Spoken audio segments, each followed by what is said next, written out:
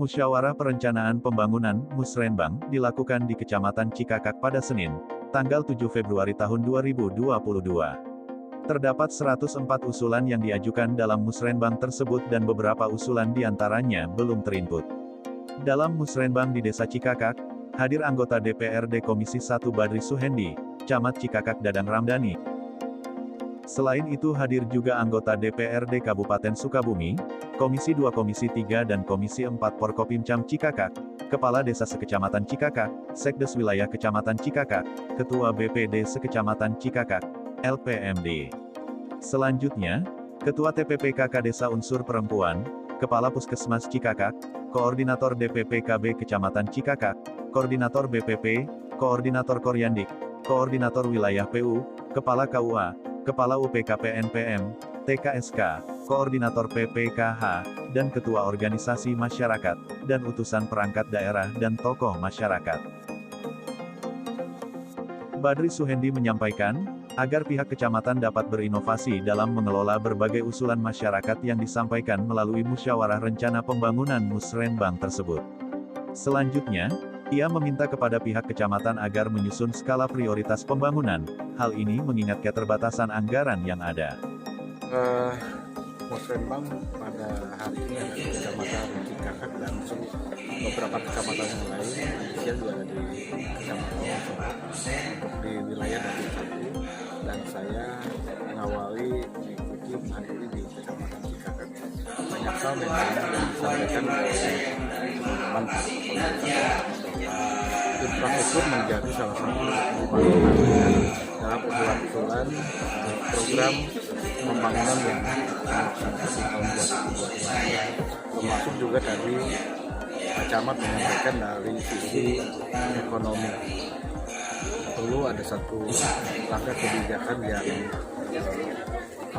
keseluruhannya kita lihat dari perhotelan kemudian masuk ke atas ke perkebunan itu semakin lesu. Perkembangan secara ekonomi ataupun aktivitas kegiatan di perkebunan semakin kecil, sehingga ini berdampak kepada kebutuhan masyarakat atau tingkat kesejahteraan masyarakat yang hari ini sangat lemah sekali. Maka itulah yang harus kita bongkar, bagaimana solusi mencari solusi yang harus kita lakukan, mengantisipasi kondisi perkebunan yang semakin lemah. Tentu saja harus ada inovasi yang lain, artinya misalkan dari sektor pertanian, perkebunan yang lain, dan hanya perkebunan rakyat yang notabene mungkin ada semacam hasil kebun, bisa singkong, durian, ini itulah yang harus kita motivasi untuk menjadi salah satu andalan ya pendapatan kegiatan masyarakat.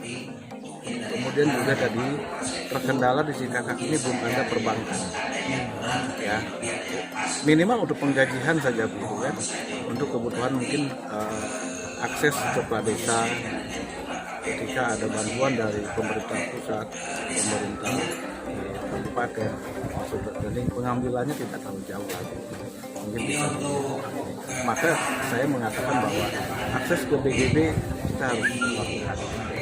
Insya Allah nanti kita minta ke BGB agar BGB bisa menempatkan ke kantor cabang di Kecamatan untuk membantu kondisi pembangunan.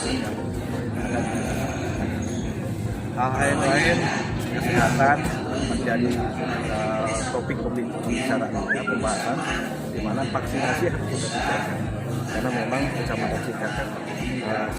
Sementara, Dadang Ramdhani menerangkan, dari usulan berbagai kegiatan fisik atau pembangunan sarana prasarana, ada beberapa yang menjadi prioritas seperti pembangunan jalan.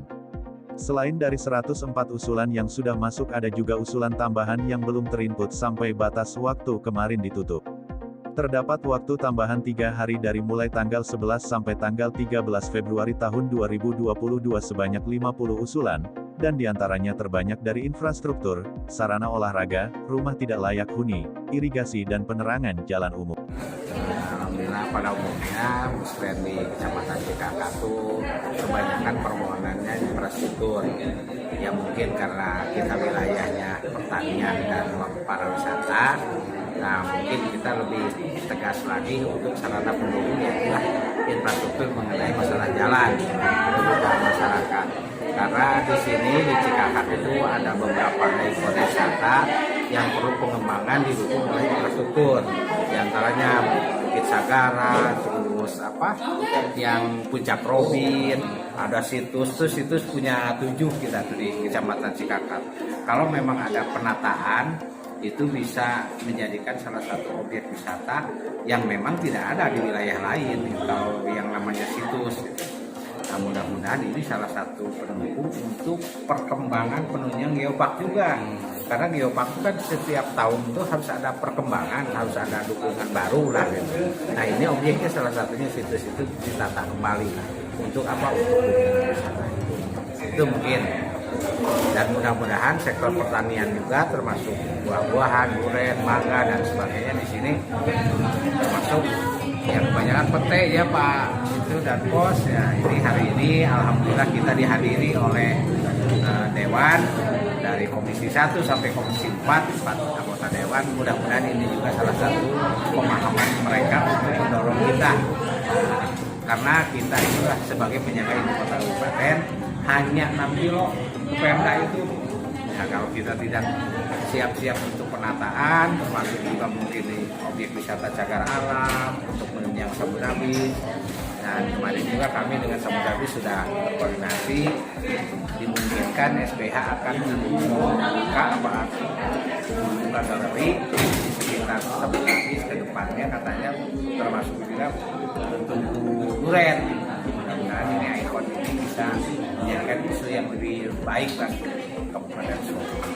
Tadi lah satu sektor penunjangnya infrastruktur, kedua mungkin masalah pembangunan pemberdayaan masyarakatnya, pemberdayaannya mungkin di situ ada ahli sejarah, ahli pertanian, nantinya munculnya mungkin edukasinya, termasuk juga mungkin masalah. Kegiatan Musrenbang berjalan dengan lancar, aman dan tertib, disertai dengan tetap menetapkan protokol kesehatan. Dari Kabupaten Sukabumi, Jawa Barat, reporter Jubir TV, Wahyu Hidayat, melaporkan.